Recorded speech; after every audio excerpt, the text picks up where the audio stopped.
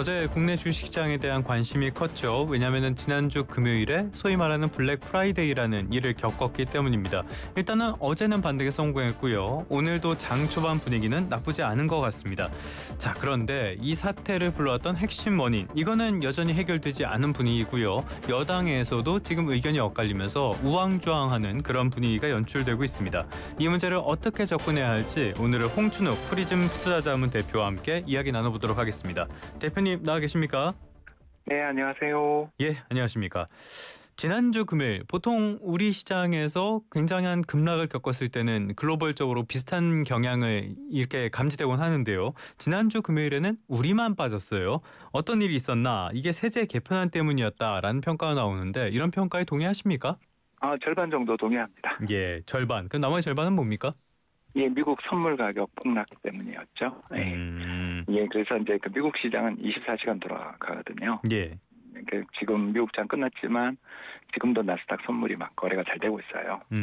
이게 지난주 금요일 날 오후에 미국 사람들 이제 새벽에 일어나서 이렇게 뭐 밤에 움직이기 시작할 때 그때부터 선물 가격이 계속 하락하고 있어서 우리나라 주식시장이 안 그래도 세법 개정안 때문에 시장 참가자들이 좀 기분이 굉장히 안 좋은 상황인데 예. 미국장까지 안 좋으니까 일단 휴일을 주식 없이 보내자. 다시 말해서 밤에 무슨 일이 생길지 모르니까 지금은 좀 위험 관리하자. 주가도 3,200포인트 넘어서서 역사상 최고치도 얼마 남지 않았다라는 경계감까지 더해지면서 이제 이 둘이 복합적으로 폭락을 만들어냈다고 볼 수 있습니다. 그럼 산술적으로 이 세제 개편안이 미친 영향은 한 1.9% 정도인 걸로 대충 때려 맞추고요. 간밤에 미국장이 다시 조금 회복을 했어요. 이 내용 간략하게 짚어볼까요? 지금 고용 쇼크가 나면서 이게 기준금리 인하로 연결될 것이다. 이런 기대감이 있는 것 같은데 이렇게 기대해도 되는 겁니까?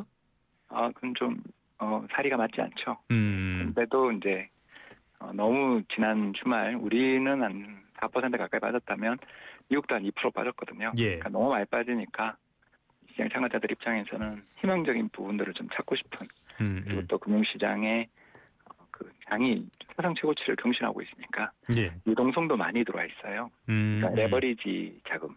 예. 무슨 말이냐면 B2라고 주식담보대출 받은 계좌가 또 역사상 최고치거든요. 거기도. 그러니까 이 사람들 입장에서 일시적인 하락이다라고 생각하고 이제 저가 매수 베팅이 들었다 이렇게 볼 수 있는 거죠. 근데 이제 사실 합리적으로 생각해 보시면 경제가 나빠서 금리를 인하하는 게 왜 주식시장에 호재가 되겠습니까?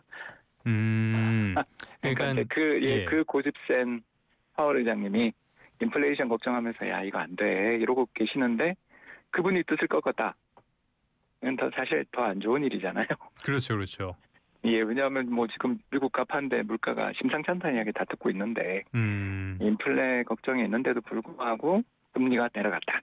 이건 이제 경기가 더 나빠요. 예. 이런 뜻이니까 사실 좋은 내용은 아닙니다. 그러나 일단 금융시장이 이런 반등을 강하게 보였다라는 건 이제 우리한테 시사하는 바는 저 시장이 말도 못하게 힘이 세다. 아직은 강세장이다. 이렇게 해석할 수 있는 거죠. 여전히 낙관적인 전망들이 많이 시장을 지배하고 있는 것 같아요. 미국은. 자, 어쨌건 이런 경기 문제, 미국 시장 이야기는 2부에서 더 나눠보도록 하겠고요. 다시 우리 시장으로 와서 자, 양도소득세 세제 개편안 이게 뭐 양도세 대주주 기준을 강화하겠다는 게 뭘 어떻게 하겠다는 겁니까? 예, 이제 기존에 주식을 50억 정도 들고 있어야 당신은 대주주야. 이렇게 우리가 이렇게 본 거죠. 그러면서 이제 양도소득세라는 게 뭐냐면 주식을 매매했을 때 발생하는 차익에 대해서 양도세 22.5%인가를 부과합니다. 예. 상당히 큰 그 부담이기 때문에 이걸 갖다가 나라에서는 지난 2024년 윤석열 정부 때 기존 10억이던 걸 50억으로 이제 되돌려줬죠. 그래서 이런 식으로 이제 규제가 좀 어떻게 보면 주식 가격의 평균 가격이나 소득의 증가 등을 감안해서 대주주 양도소득세 그 한도를 너무 타이트하게 하면 좀 시장에 불안정한 요인이 된다. 이런 요구들을 받아들여서 조정했는데 이걸 이번에 다시 10억으로 내리니까 이제 금융시장 참가자들 입장에서 이게 굉장히 불쾌한 뉴스가 된 거죠. 불쾌한 이유는 이제 두 가지인데요. 첫 번째는 사실 이걸 강화해 본들 세금을 걷는 데는 도움이 안 돼요. 아, 그래요? 예, 이제 잘 모르시는 분들이 많은데 그 0.05% 정도의 소수에 불과합니다. 그러니까 굉장히 큰 손들은 얼마 없어요. 자, 근데 이 사람들은 주변에 다 세무사가 붙어 있죠. 아, 그렇죠, 그렇죠. 예, 그래서 이제 그분한테 뭐라고 그러냐면 매년 장이 마감하는 날이 이제 12월 29일이나 30일이잖아요. 이제 그날 팔라 그래요. 그리고 1월 1일 날 장이 다시 열릴 때 사면 되잖아요. 그렇죠. 이해되시죠? 예, 그래서 발생하게 되는 매도 물량들이 연말에 집중됩니다. 특히 그 대형주 외국인들 비중이 높은 거래소 시장은 그래도 별 탈이 없는데 개미 비중이 큰 코스닥 시장은 그래서 연말에 대부분 빠져요. 예, 그러니까 세금 걷는데 도움이 안 되죠, 일단. 네네. 예, 그리고 이제 두 높이든 번째가 말든, 예. 예, 그리고 이제 두 번째가 더 큰 문제인데 이제 얼마 전에 있었던 뭐 남양유업이나 시스코홀딩스 그리고 뭐 각종 여러 가지 사건들을 우리가 쭉 보시면 알겠지만 소액주주들이 주식을 뭉쳐서 3% 혹은 5% 이상의 주식을 뭉쳐서 주주 제한을 하고 또는 감사를 임명할 수 있게 됐잖아요. 그렇죠. 예, 그걸 하려면 누군가 이제 눈덩이를 뭉칠 수 있는 강한 압력을 가하면 이렇게 핵을 만들어야 우리가 그 눈사람 만들 수 있잖아요. 네네네. 근데 그 핵이 누굽니까? 슈퍼겜이죠. 역시 지분이 많은 그런 개인 투자자. 예, 왜냐하면 예. 그분들이 한 명이 뭉치면 50억짜리 갖고 계신 분 한 명이 옆에 친구 하나 끌어들여서 100억이면 웬만한 1조짜리 상장 기업이면 1%가 돼버리고 그리고 1% 주주가 자 우리 모여라 하면 3% 5% 만드는 거 쉽잖아요. 예. 구심점이 있으니까. 그런데 이 사람들이 연말에 다 팔게 됩니다. 그러면 주주총회에서 제안을 할 수가 없죠. 12월 결산법인이 우리는 대부분이니까. 그렇죠. 그래서 주주총회에서 의결권이 없죠. 그렇다면 전반적으로 봤을 때는 이재명 정부가 얘기하는 밸류업 이런 흐름과는 약간 상반된 그런 정책이라고 봐야 되는 겁니까? 그렇죠. 좌회전 깜빡이를 켜고 우회전으로 틀었죠. 그것도 거의 제가 봤을 때는 역주행으로 하면서 예. 이제 뒤에 따라오던 믿고 있던 개미 투자자들을 차로 친 꼴이 됐죠. 그래서 사실 지금 개미 투자자분들의 반발이 굉장히 심하고요. 이렇게 반발이 심할 거는 예상을 못했나 봐요. 지금 여당 보면은 굉장히 우왕좌왕하고 혼란스러워하는 모습이 연출이 되던데 정말 예상을 못했던 것 같습니까? 저는 그냥 지금 표현이 그렇습니다만 예. 그냥 모양새를 만드는 거고 반발을 억제하고 또 미국 시장이 반등해서 우리나라 반등하면 밀어붙일 거라고 봅니다. 제가 이제 왜 이걸 이렇게 말씀을 드리냐면 정책 기조라는 건 한 해, 두 해에 형성되는 게 아니라 일관된 흐름을 띠게 되고 예. 그 일관된 흐름을 띠게 되는 건 뭘 보면 아냐면 법을 만들고 행동한 걸 보면 알잖아요. 예. 그러면 2017년으로 시계를 8년 전으로 돌려보면 그때 이제 박근혜 정부가 어떤 정책을 펼치고 있었냐면 배당 소득 환류 세제 혹시 기억나세요? 예. 그래서 배당에 대해서 너무 세금을 많이 때리니까 그 그랬죠. 때문에 예. 배당을 너무 기업들이 안 주고 우리나라 주식시장이 엉망이 됐어. 이 문제를 해결합시다. 이러면서 이제 배당 많이 주는 기업들에 대해서는 배당 소득세를 감면해주는. 지금 우리 정부가 추진하는 거랑 비슷하죠. 근데 이제 이 정책을 그때 2017년 그 문재인 정부가 출범하자마자 폐지했어요. 예. 왜냐하면 부자 감세라고.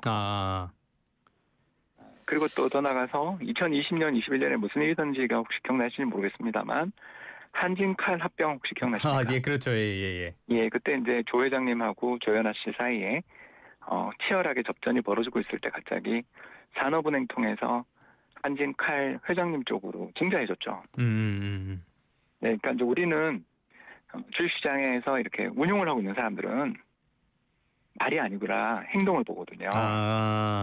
예, 법안을 보거든요. 예. 그러니까 재벌 개혁을 외쳤지만 회장님 편을 사실상 들었던 거잖아요.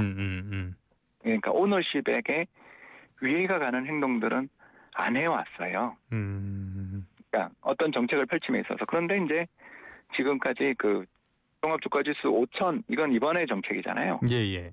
이런 식의 정책은 MB 정부 때 다시 말해서 야당이 펼치던 정책인데 이번에 이제 5,000포인트를 이야기하면서 와 바뀌는 거 아니야라고 우리가 기대했던 거죠. 그게 이제 주가가 1,000포인트 오른 이유 중에 한 3분의 1 정도는 되지 않겠습니까? 예, 예.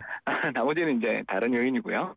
장기 관세가 뭐 예를 들어서 유예된다든가 그렇죠. 또는 뭐 우리나라가 15% 관세로 아주 협상 잘했잖아요. 이런 것 때문에 우리가 이제 올랐던 면이 한 3분의 2 된다고 보면 그중에 이제 3분의 1이 와 바뀌었나 봐. 이게 바뀌어. 희망이었는데 이 법안을 딱 보니까 와장창. 옛날이랑 똑같은데? 그리고 배당소득 분리과세도 규제가 이제 그 조정이 너무 심한 조건을 달았잖아요. 예, 뭐 그 이야기도 지금 시간이 될지 모르겠습니다만 간단하게만 설명드리면 지금 얘기하시죠. 예. 예, 우리나라 기업들이 이제 100원을 벌어요. 그러면 얼마 정도 배당하느냐 하면 평균이 27원 배당합니다. 예. 그래서 세계 최하위예요. 자, 그런데 배당 소득을 분리해주는 기업들의 그 배당 소득을 분리해주는 예외 조항을 이번에 만들었는데 조건이 뭔가 봤더니 배당 성향이 40% 이상이어야 된다는 거예요. 이게 외국에서도 40% 이상 간 거면은 높은 편이라고 봐야 되는 겁니까? 이게 굉장히 높죠. 이제 예. 왜냐하면 다른 선진국 기업들은 자사주 매입 소각을 이보다 더 많이 하니까. 예. 쉽게 이야기해서 전체 소득을 보면 한 35% 정도 미국 기준입니다. 35% 정도를 배당하고요. 예. 나머지 35%를 자사주 매입 소각을 합니다. 이게 이제 3분의 1 룰이라고 불리는데요. 예, 예. 제가 이제 국민연구에서 이제 매니저로 일을 하면서 세미나를 듣잖아요. 근데 네. 이게 글로벌 스탠다드가 이제 우리가 100원을 벌면 3분의 1은 유보 투자를 위해서 3분의 1은 소각, 자사주 소각, 3분의 1은 배당. 이래서 주주 가치를 높인다. 예, 그게 글로벌 스탠다드인데 이제 우리는 자사주 매입했다가 주가만 오르면 대주주가 팔아버리는 나라니까.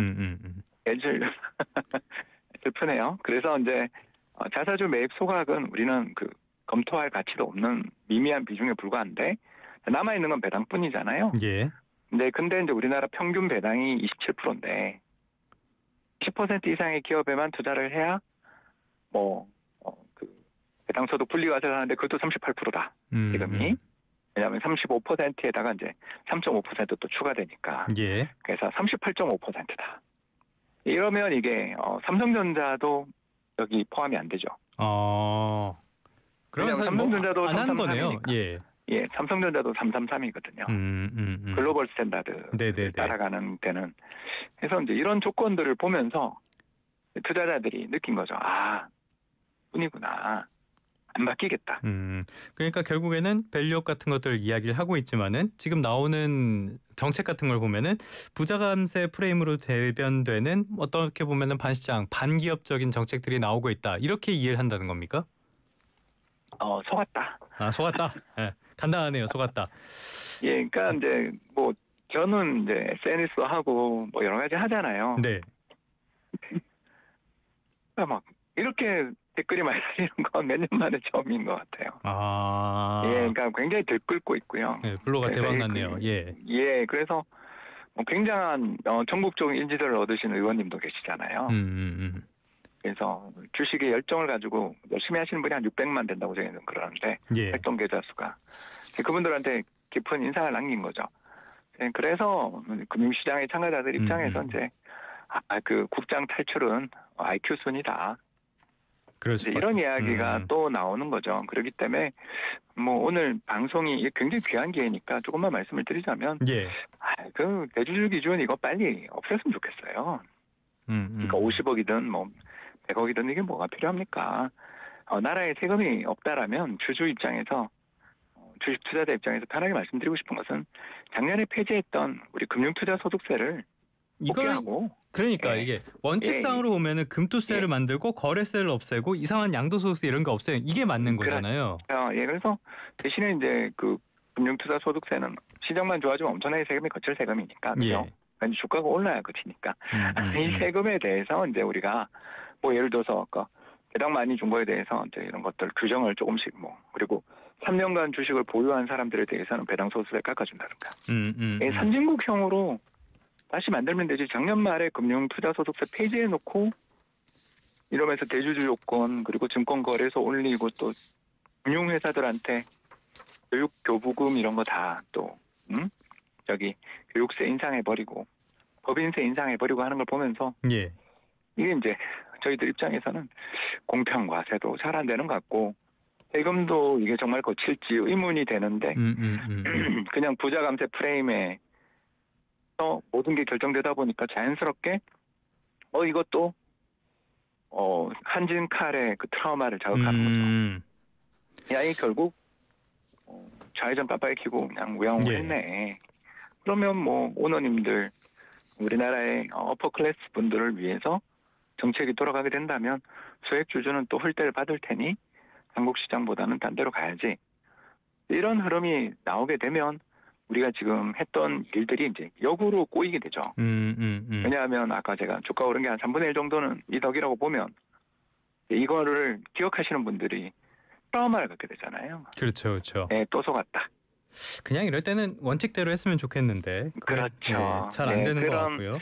예, 그래서 이제 우리나라가 세금 안 거친다 이 프레임이 그리고 우리나라가 재정 위기로 만국에 대한 프레임이 너무 강하다 보니까 정책 당국들이 또 이제 그쪽 논리에 넘어간 게 아닌가 싶어서 안타깝습니다. 그럼 하나만 더 짚어볼게요. 지금 뭐 오늘은 아니겠지만 조만간 2차 상법 개정안, 그 집중투표제 의무화가 담긴 2차 상법 개정안이 있고요. 노란봉투법 처리도 예고가 돼 있단 말이에요.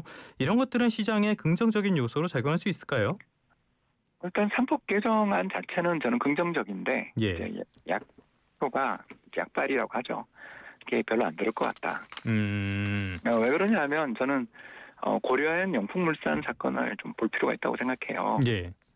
그러니까 이제 주식은 1인 1표가 한 주잖아요.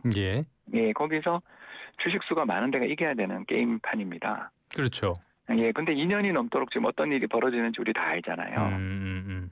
그게 무슨 말이냐면 우리나라에서 가장 뛰어난 능력자들이 법무법인에서 기기묘묘한 판례와 사례를 들고 와서 이걸 무한히 방어할 수 있는 곳이라는 걸 보여주고 있죠. 지금 무슨 말이냐? 법을 바꾸더라도요. 그 세법이나 이런 건 퍼센티지로 딱 규정되는 건 문제가 없는데 판례가 잡혀야 돼요. 네, 뭐가 잡혀야 된다고요? 판례가 나와야 된다고요. 사건에 대한 판결이 나와야 됩니다. 근데 우리나라 요새 법원에 민사소송 관련돼 있는 판결 기간이 끝도 없이 늦어지는 거 알고 계시죠? 그렇죠. 이게 좀 문제가 있죠. 그래서 검찰은 기소해서 땡땡땡 그리고 판사는 늦춰서 땡땡땡 하잖아요. 그런 말이 나올 수밖에 없는 게 우리나라는 이제 그쪽 관련돼서 여러 가지 이슈가 좀 있는 상황이잖아요.